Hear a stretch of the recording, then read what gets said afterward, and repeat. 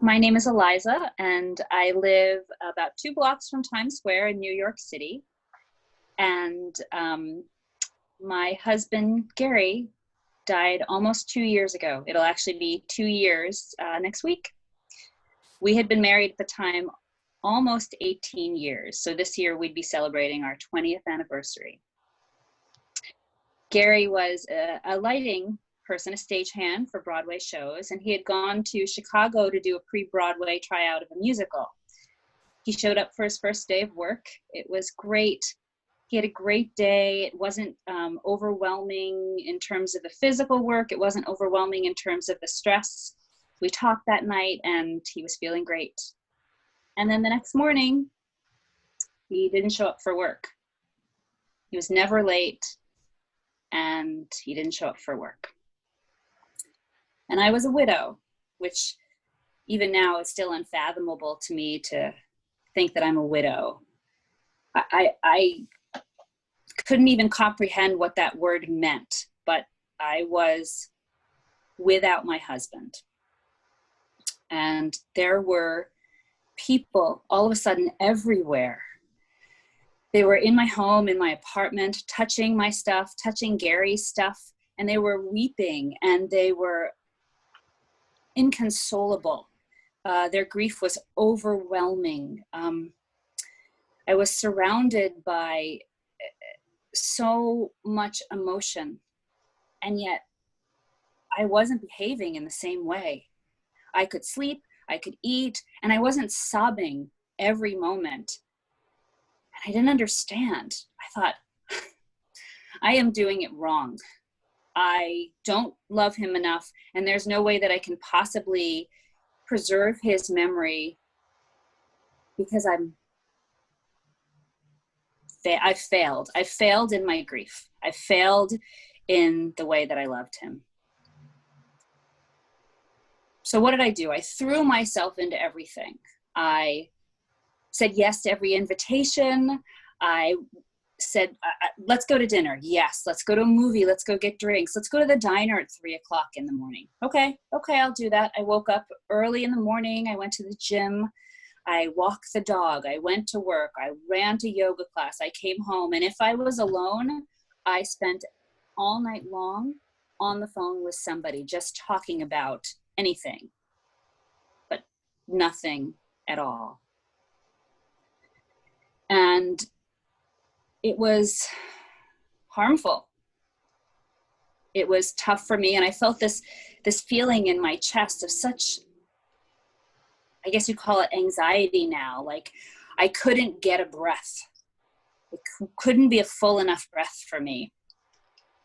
My sister-in-law said, you really should see a therapist.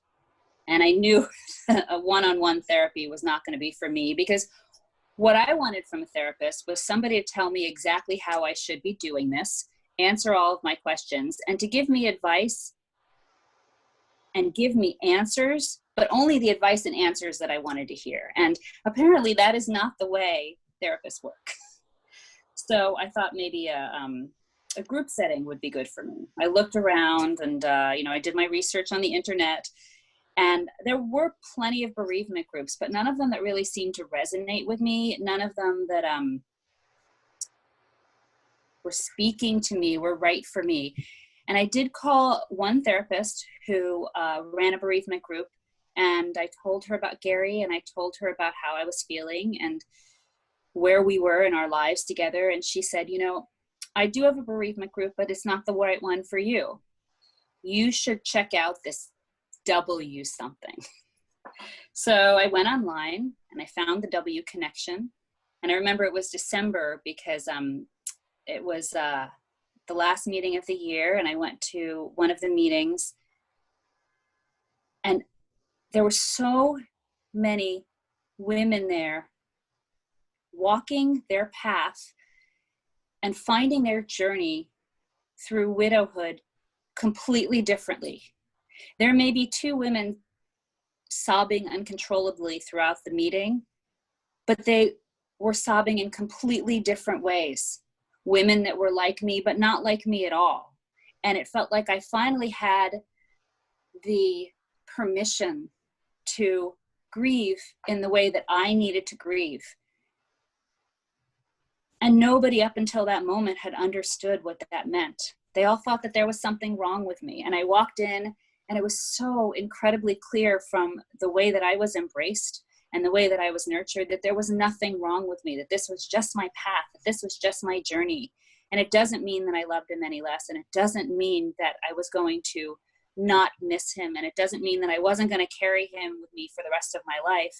It just meant that I did it differently, much like every single person I have met through this organization, through the W Connection. Every single person is walking a different walk with a little bit of a different gait in their step.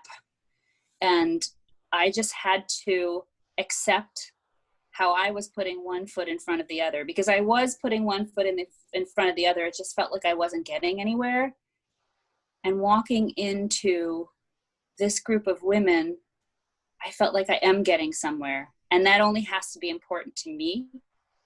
And they all understood that like nobody else I've ever encountered.